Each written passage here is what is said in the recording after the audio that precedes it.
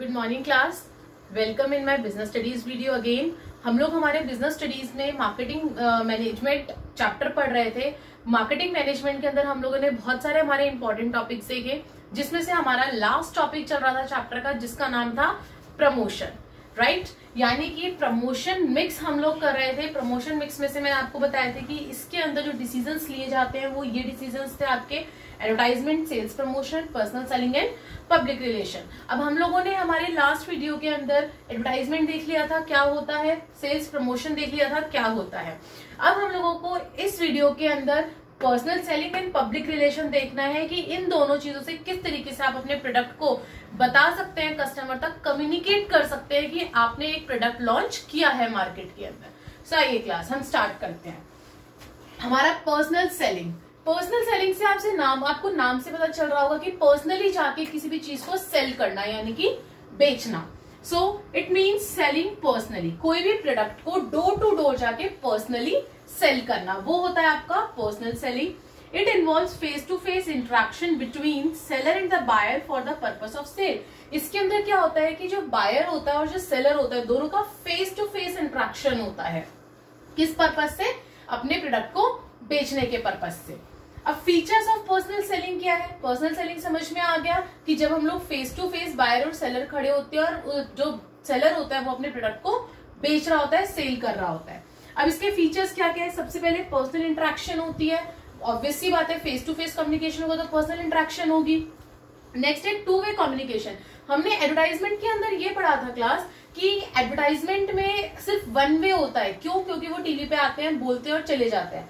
सामने बैठ के अगर कोई टीवी देख रहा है, वो कुछ बोल रहा है तो उसको सुन नहीं रहे जो ऐड दे रहा है। लेकिन यहाँ पे आपका टू वे कैसे होता है कि seller to give information about the product. Seller बताता है कि ये प्रोडक्ट है, इसको आप ऐसे यूज कर सकते हो, ऐसे यूज नहीं करना, सारी डिटेलिंग देता है। वहीं पे side by side at the same time buyer can clarify his or her doubts. जो बायर है वो अपने डाउट्स को क्लियर कर सकता है वहीं पे उसी टाइम पे। सो it is your two way communication. Third पे आते हैं it's develop relationship. Develop relationship का मतलब क्या है कि इसके अंदर आपका पर्सनल रिलेशनशिप बन जाता है सेलर और बायर के बीच में। अब वही seller same repeatedly same street में आ रहा है, वो अपने किसी मान लो 3-4 उसके घर हैं, वो अपने 3-4 घर में आके बेचता है अपना सामान। तो इससे क्या होता है, ट्रस्ट बन जाता है एक सेलर के ऊपर कि हाँ भाई अगर ये सेलर आ रहा है तो सही सामान देगा, गलत सामान नहीं देगा। और जब भी बायर को जरूरत होती है तो बायर उसके साथ पर्सनल कांटेक्ट करता है, नंबर ले लेता है कि हाँ भाई हमें इस सामान की जरूरत है, आप आके दे जाओ। तो इस तरीके से क्या होता है, पर्सनल रिलेशनशिप बन जाता है। नेक्स्ट क्या है, better convincing. Effective form of sales promotion. ये सेल्स प्रमोशन से ज्यादा इफेक्टिव है। Sales person can easily convince buyer by demonstrating the use of product and makes changes according to need of customer. मतलब इस point के अंदर वो क्या कह रहा है, मैं एग्जांपल से समझाती हूँ कि आजकल आप लोगों ने देखी होगी कि आटा गूंथने वाली भी मशीन आ गई है, या ये कहूँ कि रोटी को अगर हम लोग बिना हाथ लगाए हम लोग उसको सेक भी सकते हैं, बना भी सकते हैं, सब कुछ कर सकते हैं, ऐसी मशीन आ गई ना। तो एक लेडी को क्या चाहिए, हाँ भाई उसके बिना हाथ लगाए सारा काम हो गया।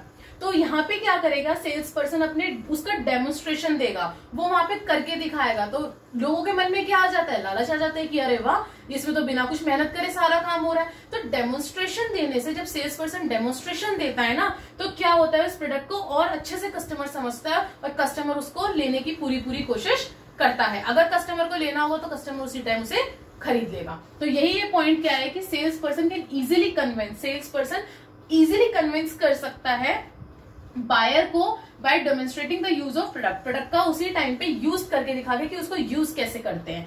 And make changes according to need of customer. और कई बार क्या होता है, वो कस्टमर के अकॉर्डिंग उनकी जो प्रोडक्ट होता है उनको कस्टमर्स की नीड के अकॉर्डिंग चेंजेस भी कर देता है उसके अंदर। नेक्स्ट है डायरेक्ट फीडबैक। डायरेक्ट फीडबैक यानी कि आपको डायरेक्ट फीडबैक मिल जाता है इसके अंदर। कस्टमर बता देगा उसे चाहिए या नहीं चाहिए, उसे अच्छा लगा या उसे बुरा लगा। लेकिन एडवर्टाइजमेंट में ऐसा नहीं होता। Buyer and seller communicate face to face, so it is easy to know direct feedback and response of buyer. Buyer का इसके अंदर आपके पास डायरेक्ट फीडबैक मिल जाता है कि बायर आपके प्रोडक्ट के बारे में क्या सोचता है। सो क्लास हमने ये 5 फीचर्स पढ़े, आई होप आपको अच्छे से समझ में आ गए होंगे। सबसे पहला पर्सनल इंटरेक्शन होता है, उसके बाद हमने देखा टू वे कम्युनिकेशन होता है कि बायर भी अपने डाउट्स क्लियर कर सकता है। एक रिलेशनशिप डेवलप होता है, बायर को सेलर के साथ कुछ भी अगर खरीदना है कि हाँ भाई मार्केट में ये चीज नहीं आई है हमें चाहिए, तो हम सेलर को फोन करके बोल सकते हैं, जो सेल्समैन आपके पास आया है उस सेल्समैन को कि हाँ भाई हमें ये चीज चाहिए। तो इस तरीके से एक डायरेक्ट पर्सनल रिलेशनशिप भी बन जाता है, बेटर कन्विंसिंग भी हो जाती है आपकी। कोई दिक्कत नहीं आती कि सेल्स पर्सन आपको उस प्रोडक्ट का डेमोन्स्ट्रेशन करके तक दिखाता है और आपको वो प्रोडक्ट अगर अच्छा लगता है तो आप ले लेते हैं, नहीं लगता तो नहीं लेते। लेकिन ये चीज होती है कि आपको अच्छे से उस प्रोडक्ट की नॉलेज हो जाती है, डायरेक्ट फीडबैक मिलता है। इस आपके इस प्रमोशन मिक्स के अंदर डायरेक्ट फीडबैक कैसे मिलता है कि उसी टाइम पे बायर बता देता है कि आपका प्रोडक्ट अच्छा है या बुरा है। इसके बाद हमारा नेक्स्ट टॉपिक है क्वालिटी ऑफ अ सेल्समैन।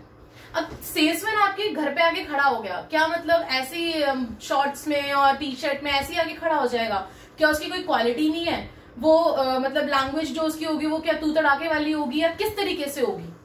तो हम लोग जब सेल्स पर्सन रखते हैं तो उसके अंदर कुछ क्वालिटीज देखते हैं। जब फर्म सेल्स पर्सन रखती है तो कुछ क्वालिटीज देखती है कि हाँ भाई कौन सा सेल्स पर्सन उसकी फर्म के लिए बेटर है। तो वो क्वालिटीज अब हम लोग यहाँ पे पढ़ने वाले हैं, जिसमें से पहली क्वालिटी देखी जाती है उसकी फिजिकल क्वालिटीज।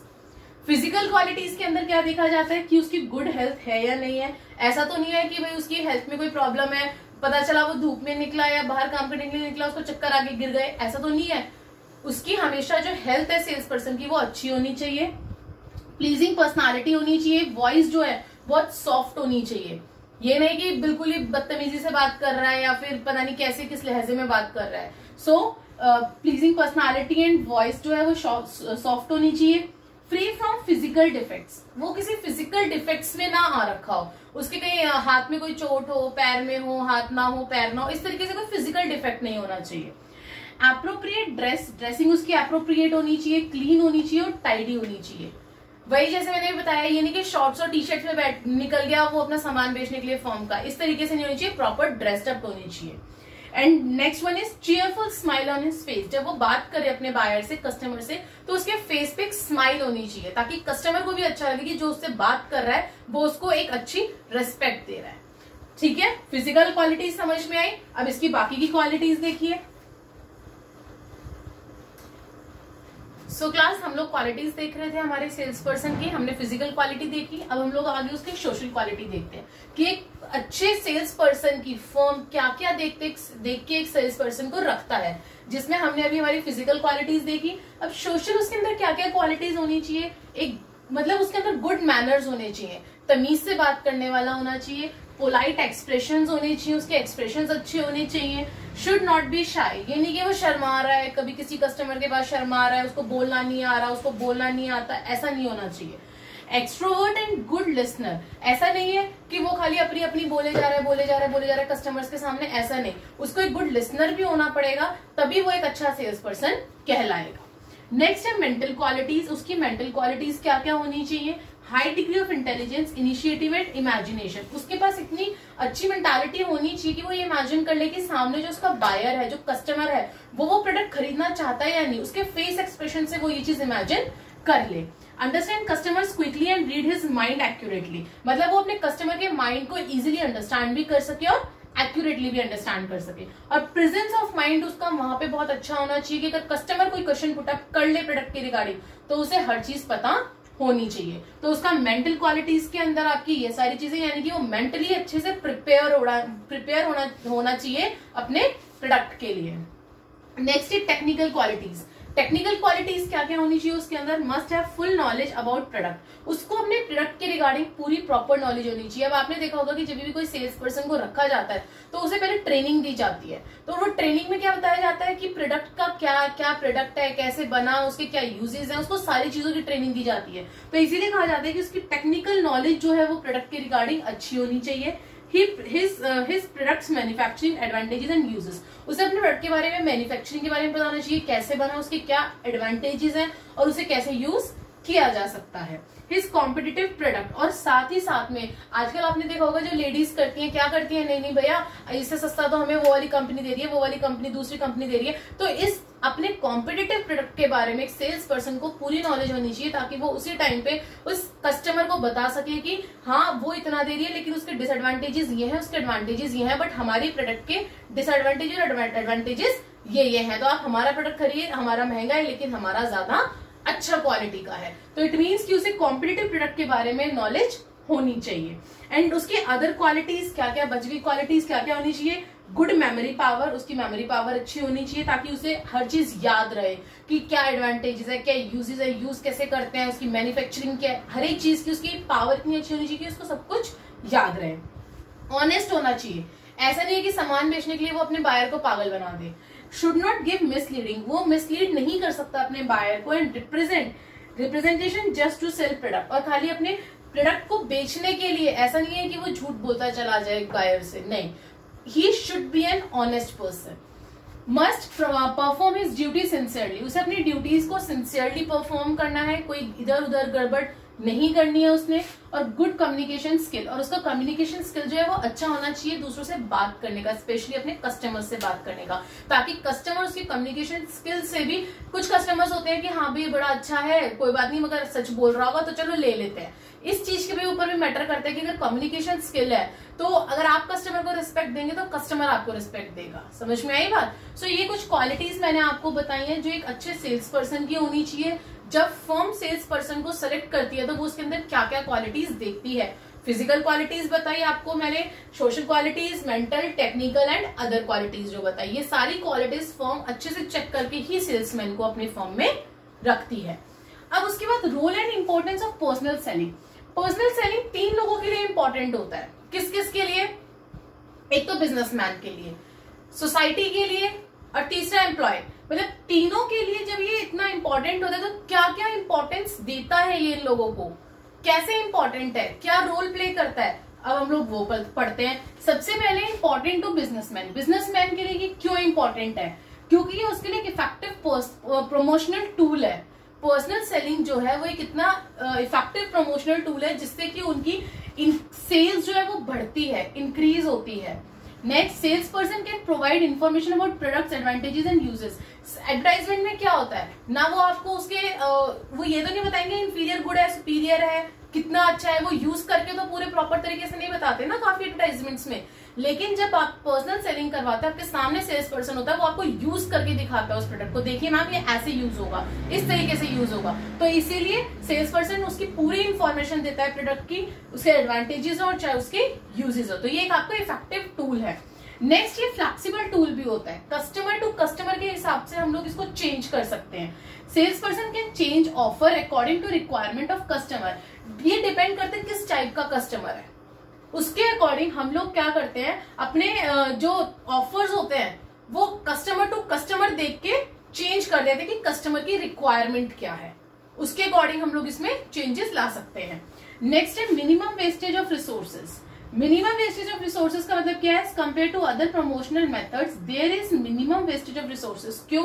क्योंकि औरों के अंदर हम लोगों ने मतलब बहुत सारी चीजें लग जाती हैं कि हाँ भाई, अब जैसे मैं आपकी इसकी एडवर्टाइजमेंट की बात करूं कि टीवी में आपको एडवर्टाइजमेंट देने के लिए पैसा देना है, उधर से वो लोग अपने कुछ एम्प्लॉयमेंट कुछ वो चूज कर रहे हैं लोगों को, आओ हमारे यहाँ पे करो, फिर पूरी शूट हो रही है, पूरे प्रोडक्ट को उसके अंदर दिखाया जा रहा है। उससे अच्छा क्या है, पर्सनल सेलिंग में एक सेल्स पर्सन आया, डोर टू डोर गया, उसने बताया, काम हो गया, वो आ गया। तो यहाँ पे रिसोर्सेस कम लगे as compare to other promotional tools. उनके अंदर हम लोगों ने कैमरा सेट करा, शूट करा, सेलिब्रिटीज को बुलाया, बताया, फिर सेलिब्रिटीज ने करके कितने सारे रिसोर्सेज यूज हो गए उसके अंदर। लेकिन इसके अंदर क्या है, इसके अंदर एक नॉर्मल सेल्स पर्सन आया, डोर टू डोर गया, उसने बताया और काम खत्म। तो रिसोर्सेज इसके अंदर मिनिमम वेस्टेज होती है रिसोर्सेज की। कस्टमर का अटेंशन, कस्टमर का अटेंशन बहुत अच्छे से पड़ जाता है। क्यों? क्योंकि जब फेस टू फेस कम्युनिकेशन करेंगे तो कस्टमर का अटेंशन आपके ऊपर ही रहेगा। अब मान लो कि आप लोग घर में बैठे हैं, टीवी देख रहे हैं, एडवर्टाइजमेंट चल रही है। अब जरूरी है कि एडवर्टाइजमेंट आप देख रहे हैं, आपने म्यूट कर दिया, फोन पे लग गए, बात करने लग गए, इधर उधर कुछ काम करने लग गए, तो अटेंशन नहीं हुआ। लेकिन पर्सनल सेलिंग में जब हम लोग सामने हमारे सेलर होता है तो हम लोग क्या करते हैं, हमारा प्रॉपर अटेंशन होता है। ठीक है, so face to face interaction between buyer and seller, face to face interaction होता है। So it is easy to get attention of customers. हम लोगों का कस्टमर्स का जो है वो डायरेक्ट अटेंशन बायर्स के, सेलर्स के ऊपर होता है। अब इसके आगे के पॉइंट्स देखते हैं क्या क्या इंपॉर्टेंस है। और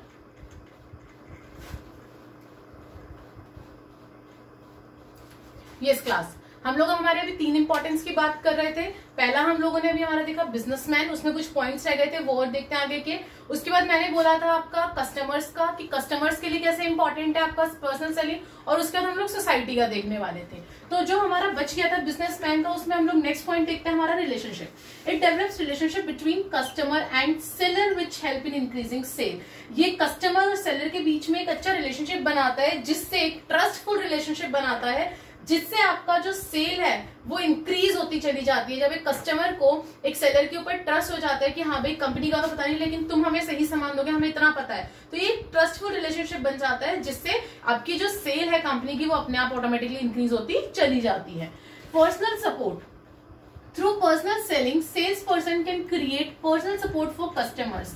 क्या होता है कि जो सेल्स पर्सन होता है वो कई बार अपना पर्सनल सपोर्ट भी दे देता है कस्टमर्स को। बेचने कुछ आया है, उसने बता दिया कि हाँ भाई, कस्टमर ने बोल दिया मेरा कुछ सामान खराब है, उसने वो भी ठीक कर दिया। तो इस तरीके से कई बार क्या होता है, एक सेल्स पर्सन जो है पर्सनल सपोर्ट भी दे देता है, अगर सेल्स पर्सन आपका बहुत अच्छा है तो। और दूसरा, it's improve competitive strength of organisation. ये अब एक बात बताओ, अगर उस सेल्स पर्सन ने कोई सामान आपका घर का ठीक कर दिया, आपने बोला खराब था, उसने आपका ठीक कर दी कोई मशीन, अब इससे क्या हुआ, आपने क्या सोचा कि हाँ भाई इस कंपनी के तो सेल्स पर्सन भी इतने अच्छे हैं, तो प्रोडक्ट भी ऑब्वियस सी बात है अच्छा होगा, प्रोडक्ट अच्छा होगा तो क्यों ना हम लोग इसी का खरीदें। तो क्या हुआ, ये आपको कॉम्पिटिटिव इंप्रूव हुई ना, क्या इंप्रूव हुई, कॉम्पिटिटिव स्ट्रेंथ ऑफ ऑर्गेनाइजेशन। यानी कि अब अगर आप दूसरे उसका सामान खरीदते थे कंपनी का, तो आप क्या करोगे, अगर इस कंपनी का सामान अच्छा है तो हम लोग इसका खरीदेंगे, इसके सेल्स पर्सन भी मतलब अच्छी ड्यूटी देते हैं, अगर हमने एक बार फोन करा इसकी सर्विसेज भी बहुत अच्छी है, तो इससे क्या होता है, आप लोग कंपनी की तरफ डाइवर्ट होना स्टार्ट हो जाते हैं। नेक्स्ट है very effective way to introduce new product. अब उस सेल्स पर्सन ने, वो मान लो सर्फ बेचने आया, ठीक है, उसने बता दिया कि हमने सर्फ के साथ साथ ना हम लोग अपना कोई और प्रोडक्ट भी लॉन्च कर रहे हैं, आप अगर चाहो तो वो भी ले सकते हो। तो क्या हुआ, way to introduce a new product, आपने जो न्यू प्रोडक्ट लॉन्च करा उस न्यू प्रोडक्ट की आपने इन्फॉर्मेशन दे दी। Sales person can explain merits of product, persuade him, show demonstration, clarify doubts of the customer. यानी कि वो उसे यूज करना सिखा सकता है कि किस तरीके से देखो यूज करते हैं, आपके लिए कितना आसान हो जाएगा रोटी बनाना। तो लेडीजों को और क्या चाहिए, हाँ भी हमारा काम फटाफट हो जाए, आसानी से हो जाए, जल्दी से हो जाए, यही चाहिए। तो वो वही करते हैं, क्लैरिफाई करते हैं डाउट्स को, ये बताते हैं कि हाँ भाई किस तरीके से आप अपना पूरा उस प्रोडक्ट को यूज करके दिखाते हैं कि आपका काम कितनी इजीली हो जाएगा। It also helps in introducing new product. ये न्यू प्रोडक्ट को इंट्रोड्यूस करने में भी हेल्प करता है। नेक्स्ट ये था आपके कि बिजनेसमैन को कैसे हेल्प करी। इन सारे पॉइंट्स को जो हमें ये पता चला कि जो आपका पर्सनल सेलिंग है वो बिजनेसमैन के लिए क्यों इंपॉर्टेंट है। अब हम लोग देखते हैं कस्टमर के लिए क्यों इंपॉर्टेंट है पर्सनल सेलिंग। अगर पर्सनल सेलिंग हो रही है तो कस्टमर को क्या फायदा हो रहा है। सबसे पहले आइडेंटिफाई नीड्स, यानी कि it helps in identify needs. अब हमें नहीं पता, लेडीज होती हैं घर में रहती हैं, उन्हें इतना नहीं पता होता बाहर का, जो लेडीज बाहर नहीं जाती उनकी बात कर रही हूँ। Salesman helps customer to discover their needs and wants. उन्हें ये भी नहीं पता कि इस टाइप की कोई मशीन आई है, तो उस केस में क्या होगा, सेल्स पर्सन उनकी हेल्प करेगा, उन्हें बताएगा कि आपकी नीड्स क्या है, आपकी वांट्स क्या है। वो उनके मन में इस चीज को डिस्कवर करता है बता के कि हाँ भाई आप इससे भी काम कर सकते हो। अब क्या हुआ, लेडी के मन में उस चीज को लेके नीड्स एंड वांट्स आई, फिर उसके बाद it also helps them to satisfy their needs. फिर वो उसे बेच के अपने प्रोडक्ट को क्या करेगा, कस्टमर की नीड्स को सेटिस्फाई करेगा। सो कस्टमर भी सेटिस्फाइड हो गया, सेल्स पर्सन भी सेटिस्फाइड हो गया, हो गए ना दोनों सेटिस्फाइड, आइडेंटिफाई हुई ना कस्टमर की नीड। लेटेस्ट मार्केट इन्फॉर्मेशन, इससे क्या होता है जब सेल्स पर्सन आपके डोर पे आता है खुद, तो आपको मार्केट की इन्फॉर्मेशन बहुत इजीली और बहुत अच्छे से पता चल जाती है। Sales person provide information regarding, किस चीज के लिए इन्फॉर्मेशन देता है, new product available in market, की मार्केट के अंदर क्या नया प्रोडक्ट आया है, and use of those product, और आप उस प्रोडक्ट को किस तरीके से यूज कर सकते हो, पूरा प्रॉपर डिटेलिंग देता है। नेक्स्ट है एक्सपर्ट एडवाइस। कस्टमर के लिए ये भी बेनिफिट हो जाता है कि उसको एक एक्सपर्ट की एडवाइस मिल जाती है। कैसे, customer can get expert advice and guidance while purchasing goods and services. जब वो गुड्स एंड सर्विसेज खरीदता है तो उस टाइम पे सेल्स पर्सन उसे बहुत सारी बातें बताता है, एडवाइस देता है कि हाँ इतना आप ये वाला प्रोडक्ट लो, इसकी स्पीड ऐसी है, ये इतना अच्छे से काम करता है, ये जल्दी काम करता है, दूसरे वाला अगर कुछ होगा उसी के साइड में उसी की कंपनी का कोई दूसरा प्रोडक्ट होगा, कम पैसों का होगा, ज्यादा का होगा, तो वो उसमें भी कमी बत्ती निकालेगा कि हाँ इसको रहने दो, इसके स्पीड अच्छी नहीं है, लेकिन इस वाले की जो ये प्रोडक्ट है इसकी स्पीड अच्छी है। तो इस तरीके से वो गाइड करता है आपको कि कौन सा प्रोडक्ट आपके लिए बेटर है और कौन सा नहीं है। And last, induces customer to buy product to satisfy their needs. वो इंड्यूस करते हैं कस्टमर को, बताते हैं कि आप लीजिए और अपने नीड्स को सेटिस्फाई करिए। अगर आप ये प्रोडक्ट खरीदेंगे तो आपको खुद को खुशी मिलेगी ये प्रोडक्ट खरीद कर, आपकी नीड्स जो है वो सेटिस्फाइड होंगी। तो समझ में आया किस तरीके से कस्टमर के लिए पर्सनल सेलिंग इंपॉर्टेंट है। उनकी नीड्स आइडेंटिफाई होती हैं, उनको मार्केट की इंफॉर्मेशन, लेटेस्ट मार्केट की इंफॉर्मेशन पता चलती है, उनको एक एडवाइस मिलती है एज एन एक्सपर्ट और इंड्यूसेस कस्टमर। और वो लोग क्या करते हैं कि कस्टमर की जितनी भी नीड्स होती हैं वो ये कहते हैं कि अगर आप इस प्रोडक्ट को बाय करेंगे तो आपकी जितनी भी नीड्स है वो आपकी सेटिस्फाइड हो जाएंगी। तो इस तरीके से पर्सनल सेलिंग कस्टमर की हेल्प करता है। अब पर्सनल सेलिंग सोसाइटी की कैसे करता है? मैंने 3 चीजों का नाम लिया था पहले। किस किस का लिया था? बिजनेसमैन को कैसे इंपॉर्टेंस, क्या इंपॉर्टेंस है बिजनेसमैन के लिए वो हमने पढ़ा। कस्टमर के लिए कैसे इंपॉर्टेंस है वो पढ़ा। अब हम सोसाइटी का पढ़ते हैं। सोसाइटी के लिए कैसे है? सोसाइटी को वो एम्प्लॉयमेंट देता है।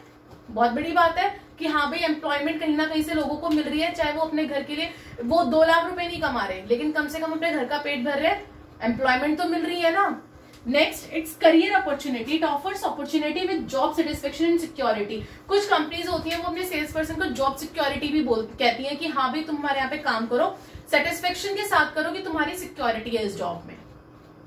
Mobility of sales person. Mobility का मतलब आप लोगों ने सुना होगा मोबाइल वैन, बहुत सुना होगा मोबाइल वैन। मोबाइल वैन क्या होता है? मोबाइल वैन, मोबाइल वैन का मतलब होता है, मोबाइल वर्ड का मतलब होता है जो कोई चीज आपकी एक जगह से दूसरी जगह पे जा सकती है। So move from place to place. Mobility of sales person यानी कि सेल्स पर्सन एक जगह से दूसरी जगह पे जाता रहता है।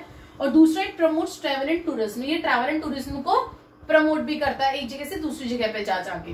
And last, it converts latest demand into effective demand. अब बताओ एक चीज बताओ, जो लेटेस्ट डिमांड आ रखी है जिस भी प्रोडक्ट की, अब लोगों को पता नहीं है, उसने डोर टू डोर जाके उसकी बताया कि हाँ भाई आप ऐसे खरीदिए, ये वाला प्रोडक्ट खरीदिए बहुत अच्छा है, तो इस लेटेस्ट डिमांड को उसने क्या बनाया?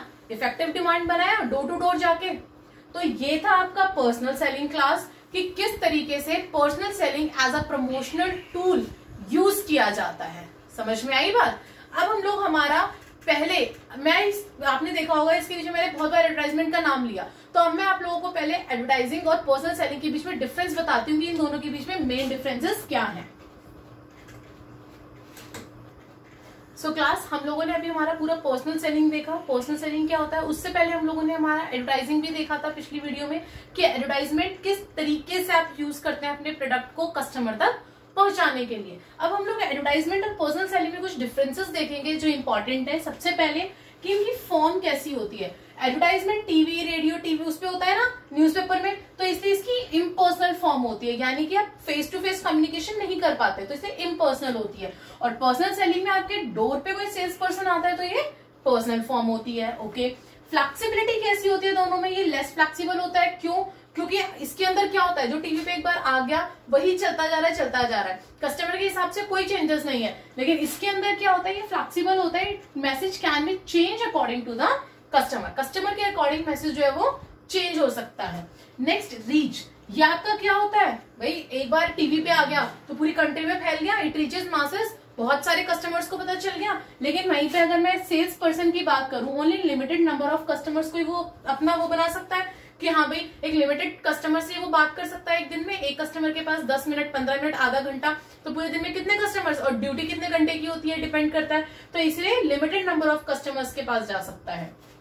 कॉस्ट पर पर्सन की कॉस्ट कितनी पड़ती है? अब आपको भी पता है कि पर्सनल सेलिंग की कॉस्ट भी प्रोडक्ट में ही ऐड होती है, एडवर्टाइजमेंट की भी ऐड होती है। तो जो प्रोडक्ट से कॉस्ट ली जाती है पर पर्सन, वो कैसे पड़ती है? एडवर्टाइजमेंट में लार्ज नंबर ऑफ पीपल्स को जब हम कवर करते हैं ना, तो आपकी कॉस्ट जो है वो कम पड़ जाती है, क्योंकि हमें बहुत सारे लोगों से लेना होता है। वहीं पे अगर मैं पर्सनल सेलिंग की बात करूं तो पर्सनल सेलिंग के अंदर आपका जो कॉस्ट पड़ती है पर पर्सन की वो हाई पड़ जाती है। लिमिटेड नंबर ऑफ कस्टमर्स जो है वो इसके अंदर कॉन्टेक्टेड हो पाते हैं इस वजह से। नेक्स्ट है ये कम्युनिकेशन कैसा है पर्सनल, इसके अंदर एडवर्टाइजमेंट के अंदर क्या होता है, टीवी पे आए, बोल के और चले गए, आपने कुछ डाउट क्लियर करा, आपने कुछ बोल पाए नहीं ना, तो इसलिए ये 1 वे होता है और आपका पर्सनल सेलिंग 2 वे होता है। क्योंकि पर्सनल सेलिंग के अंदर आपके पास सेल्स पर्सन आपके सामने होता है, सेलर होता है, आप उससे हर चीज पूछ सकते हो। नेक्स्ट है कवरेज, कितना एरिया कवर करते हैं। एडवर्टाइजमेंट बहुत कवर्स इन शॉर्ट टाइम में बहुत ज्यादा एरिया कवर कर लेता है, क्योंकि एक बार टीवी पे ऐड आई पूरी कंट्री ने देख ली, तो कितना बड़ा मार्केट का इसने एरिया कवर करा। वहीं पे takes long time to cover market. अब एक कस्टमर को अगर मान लो कि एक एरिया में भेज दिया जाए तो उसको एक एरिया में ही कम से कम 5 से 10 दिन लग जाएंगे। सिर्फ एक एरिया की बात कर रही हूँ मैं, छोटे से एरिया की। वहीं पे अगर एडवर्टाइजमेंट की बात करूं तो एक बार टीवी पे आया, पूरी कंट्री ने एक साथ देख लिया। Am I right? Next, uses of mass media.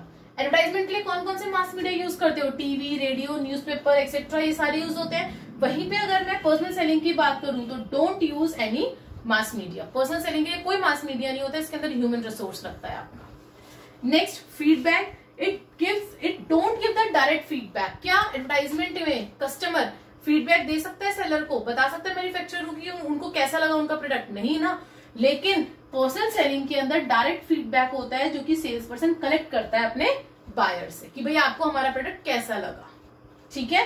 And last is useful for. जो एडवर्टाइजमेंट है वो मोस्टली यूजफुल है आपके कस्टमर प्रोडक्ट के लिए, और जो आपकी पर्सनल सेलिंग है वो होती है इंडस्ट्रियल प्रोडक्ट के लिए। इस चीज को याद रखना, एडवर्टाइजमेंट कस्टमर प्रोडक्ट के लिए यूजफुल होती है और पर्सनल सेलिंग इंडस्ट्रियल प्रोडक्ट के लिए। तो ये हमने हमारे कुछ इंपॉर्टेंट डिफरेंस देखे एडवर्टाइजमेंट और पर्सनल सेलिंग के बीच में। अब हमारा लास्ट टॉपिक बच गया है पब्लिक रिलेशन, वो और देखते हैं हम लोग।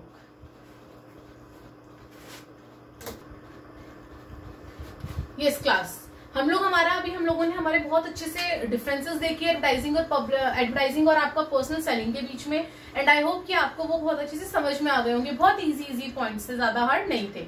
अब हम लोग हमारा लास्ट टॉपिक इस चैप्टर का देखने जा रहे हैं जो कि आपका पब्लिक रिलेशन है।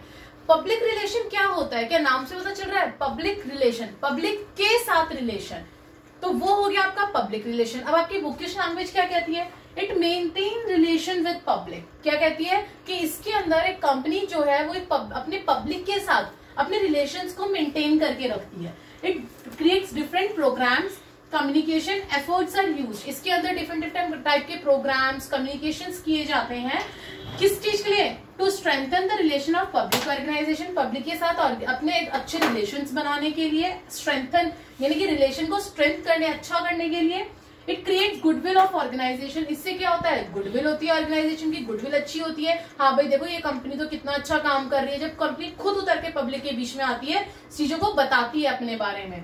It earn public understanding and acceptance. इससे क्या होता है कि वो कंपनी जो है ना वो पब्लिक की एक्सेप्टेंस चाहती है कि पब्लिक चाहती क्या है, पब्लिक की अंडरस्टैंडिंग देखती है वो कि पब्लिक क्या सोचती है हमारे बारे में। समझ में आई बात? अब हम लोग पब्लिक की बात तो कर रहे हैं कि पब्लिक क्या, कंपनी क्या चाहती है पब्लिक से, और पब्लिक के साथ रिलेशन कैसे बनाना चाहती है, और रिलेशन बनाने से गुडविल कैसी होती है। लेकिन ये पब्लिक क्या होती है क्लास? पब्लिक के अंदर कौन कौन आता है? ध्यान से सुनिए। कस्टमर्स पब्लिक के अंदर आते हैं। Share holders, suppliers and intermediaries, ये सारे आपके पब्लिक के अंदर आते हैं, जिसके थ्रू सक्सेस होती है बिजनेस की। इन सबके ऊपर डिपेंड करती है बिजनेस की success of business depends on them. इन लोगों के ऊपर ही बिजनेस की सक्सेस डिपेंड करती है। क्यों? क्योंकि अगर ये चाहे तो कंपनी को ऊपर भी उठा सकते हैं और ये चाहे तो कंपनी को गिरा भी सकते हैं। ओके मैम, पब्लिक रिलेशन तो समझ में आ गया। अब हम लोग इसका नेक्स्ट देखते हैं कि इसका रोल क्या है, सिग्निफिकेंस क्या है पब्लिक रिलेशन की, इसके क्या एडवांटेजेस हैं, पब्लिक रिलेशन एक कंपनी क्यों यूज करती है। Helps to know public opinion about organisation and its product. इससे क्या होता है कि ये पता चलता है कि पब्लिक जो है वो हमारी ऑर्गेनाइजेशन और हमारे प्रोडक्ट के रिगार्डिंग क्या सोचती है, उसकी क्या थिंकिंग है। ठीक है। To overcome dislikes and complaints of people, जो लोगों को कंप्लेंट होती है हमारे प्रोडक्ट के रिगार्डिंग, इस अगर हम लोग पब्लिक रिलेशन में कोई कॉन्फ्रेंस करते हैं, कोई सेमिनार करते हैं, तो पब्लिक जो है वो हमें बताती है, हमें हमारे प्रोडक्ट के डिसलाइक्स जो होते हैं कि क्या कमी है, हमारे प्रोडक्ट की क्या कंप्लेन है, लोगों की क्या कंप्लेंट है हमें लेके, वो उसके अंदर हमें बताती है कि हाँ भाई आपकी कंपनी के अंदर ये कमी है।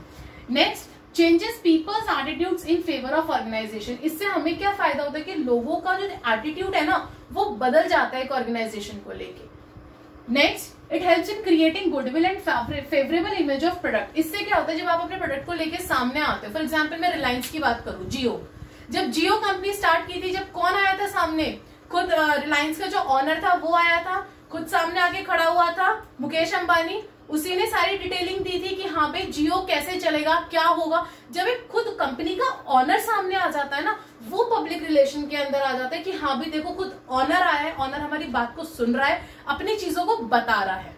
तो वही यहाँ पे बोल रहे हैं कि उसे गुडविल ऑटोमेटिकली इतनी इंक्रीज हो जाती है जब ऑनर सामने आ जाता है कंपनी का।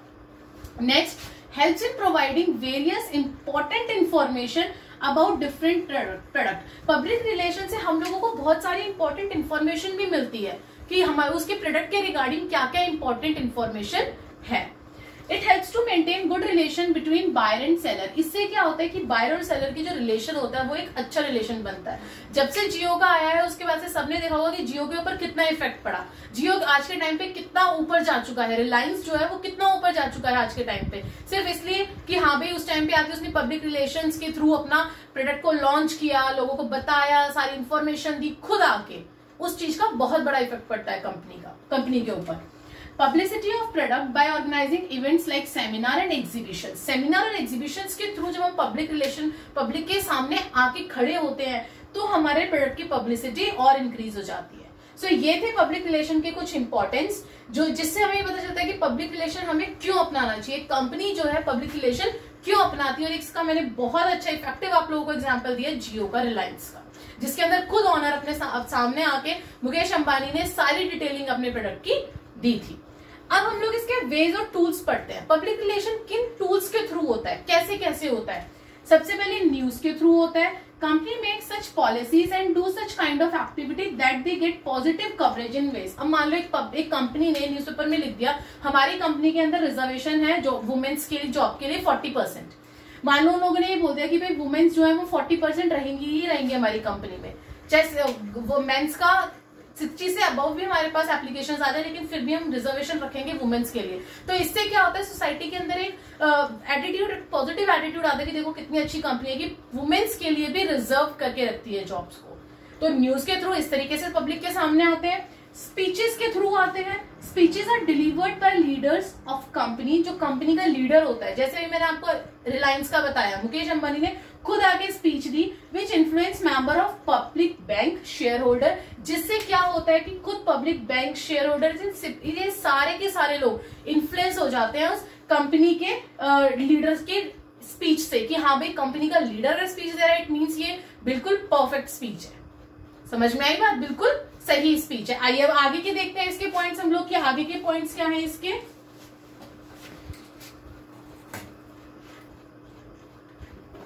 हाँ, तो हम लोग हमारा टूल्स देख रहे थे कि किन किन टूल्स के थ्रू पब्लिक रिलेशन होता है, जिसमें से हम लोगों ने दो देखे हमारे, एक तो न्यूज के थ्रू होता है और दूसरा स्पीचेस दिया जाती है, जिसमें मैंने आपको मुकेश अंबानी जी का एग्जाम्पल दिया। अब आगे क्या बोल रहे हैं, वो थर्ड पॉइंट बोल रहे हैं इवेंट्स करे जाते हैं। इवेंट्स के अंदर ऑनर आके खुद अपनी प्रोडक्ट के रिगार्डिंग, अपनी कंपनी के रिगार्डिंग बताता है।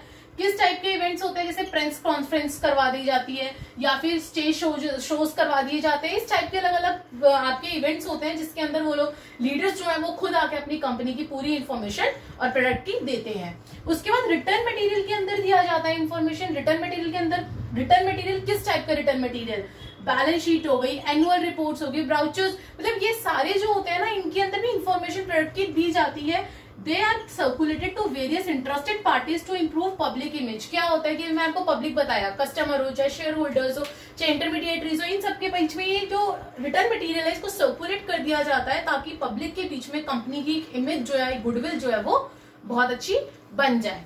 उसके बाद लास्ट है आपका public service activities. Class public service activities से आपको पता चल रहा होगा जिसके अंदर सर्विस दी जाती है सोसाइटी को।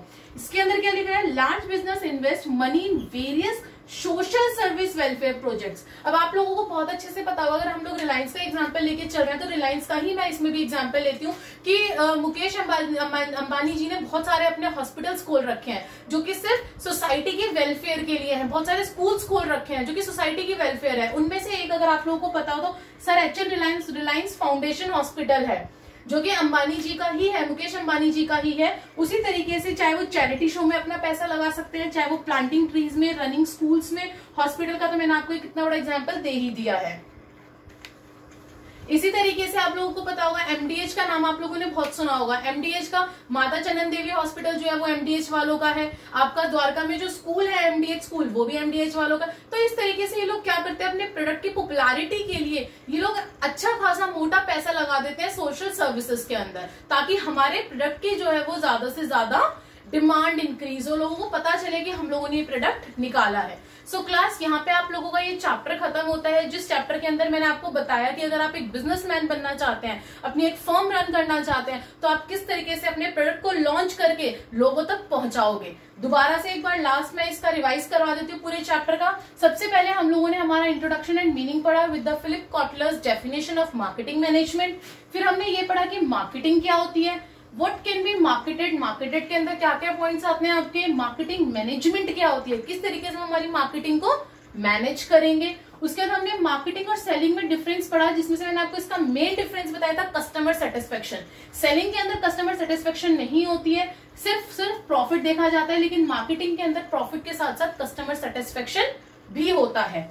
उसके बाद हमने देखा मार्केटिंग मैनेजमेंट फिलोसफीज, यानी कि मैंने इसके आपको 5 कंसेप्ट बताए थे, याद आ रहा है, production concept, product concept, societal concept, selling concept and marketing concept. ये 5 कंसेप्ट मैंने आपको बहुत अच्छे से बताए थे कि ये पांचों कंसेप्ट से पता चलता है कंपनी ने कौन सा कंसेप्ट यूज करा है, कंपनी कौन से कंसेप्ट को यूज करके अपने प्रोडक्ट को लॉन्च करेगी। नेक्स्ट है फंक्शन ऑफ मार्केटिंग। हम लोगों ने 12 फंक्शंस पढ़े थे मार्केटिंग के, बहुत अच्छे से पढ़े थे कि कौन कौन से 12 फंक्शंस जो है वो मार्केटिंग प्ले करती है। उसके बाद लास्ट टॉपिक था हमारा मार्केटिंग मिक्स का। मिक्स का मतलब यहाँ वो चाल दावल का घोल नहीं बताया था मैंने, यहाँ पे मैंने मिक्स का मतलब बताया था आपके 4 टूल्स होते हैं जो चारों मिलके आपके प्रोडक्ट को आगे तक बढ़ाते हैं। उन चारों में मैंने आपको सबसे पहले इसका मैंने दूसरा नाम भी बताया था जिसका नाम था 4 P's, जिसके अंदर 4 P आते हैं। पहला product, price, place and promotion. अब प्रोडक्ट के अंदर मैंने क्या बताया था, आप उसको नाम दोगे, पैकेजिंग करोगे, लेबलिंग करोगे, यही बताया था। प्राइस के अंदर बताया था किस फैक्टर्स के बेसिस पे आप अपने प्रोडक्ट का प्राइस रखोगे। उसके बाद मैंने प्लेस में बताया था कि किस तरीके से कौन सा चैनल यूज करोगे, कैसे अपने प्रोडक्ट को डिस्ट्रीब्यूट करोगे, फिजिकल डिस्ट्रीब्यूशन कैसे करोगे। और लास्ट में हम लोगों ने पढ़ा कि कस्टमर तक हम लोग कांटेक्ट कैसे करेंगे। अब एक दो तो कस्टमर है नहीं कि जाके हम लोगों ने बता दिया, पूरी कंट्री के अंदर अपने प्रोडक्ट के लॉन्च के बारे में कैसे बताओगे। तो ये मैंने 4 टूल्स बताए थे, एडवर्टाइजिंग, उसके बाद सेल्स प्रमोशन, इसकी कुछ टेक्निक्स बताई थी मैंने आपको सेल्स प्रमोशन की, personal selling and public relation. So class यहाँ पे आपको चैप्टर ओवर हुआ एंड आई होप कि आपको ये पूरा चैप्टर बहुत अच्छे से समझ में आएगा। और मेरे हिसाब से चैप्टर बहुत इंटरेस्टिंग था और आपको भी आई होप ये बहुत इंटरेस्टिंग चैप्टर लगा होगा। ध्यान से सुनना, जिसने नहीं सुना दोबारा बार बार सुनो, क्योंकि यही चैप्टर आपके एक्सटर्नल्स जो आएंगे वो भी इसमें से क्वेश्चंस पुट अप जरूर करेंगे। So class, thank you and don't forget to subscribe so that you can able to see my future videos also. Thank you so much.